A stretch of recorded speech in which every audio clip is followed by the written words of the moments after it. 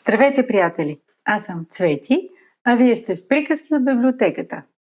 Днес сме в град Разлог, Народно читалище 15 септември 1903-1909. Библиотеката. Много е хубаво. Идвайте тук да четете. Приготвила съм ви една приказка за хитър Петър. Как хитър Петър платил с песен?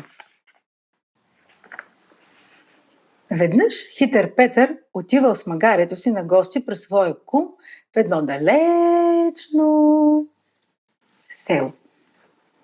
По някое време се изморил. Бил е много гладен, а в торбата му нямало дори коричка хляб. Стигнал до едно село и насреща се видял голяма гостилница. Много му се приискало да влезе вътре, да си почине, да си похапне и пиене. Ама нямал пукнат грош. Помислил малко какво да направи и измислил. Влязъл хитър Петър в хана и рекал на стопанина: „Гостилничарю, умирам от глад. Дай ми нещо за ядене и за пиене, пък аз ще ти платя с една хубава песен.“ Не, братко, не може, отсякал гостилничарят. Ако всички се плащат с песен, каква ще ми излезе сметката? Добре де, продължил хитър Петър. Аз ще те изпея, пък ако не я харесаш, ще ми вземеш магарето. Така става, зарадвал се гостилничарят. И мигом наредил да донесат на госта печена пуйка, топла погача и цяла кана старо червено вино. Хитър Петър се нахранил до насита и хубаво си пинал.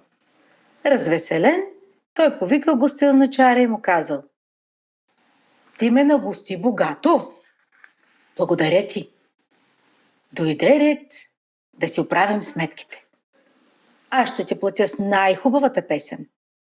И както се договорихме, ако не харесаш, ще ти оставя магарето си.“ Гостилничарят седнал и се приготвил да слуша.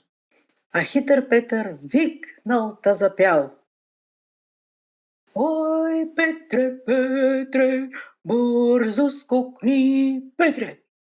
Дай 2 жълтици на гостилничаря, че как те нахрани и напои той.“ Гостилничарят тъй се развеселил, та чак взел да припява и да пляска с ръце.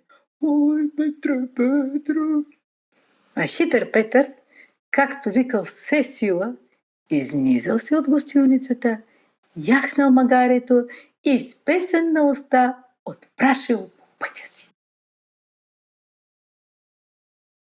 Как хитър Петър платил с песен.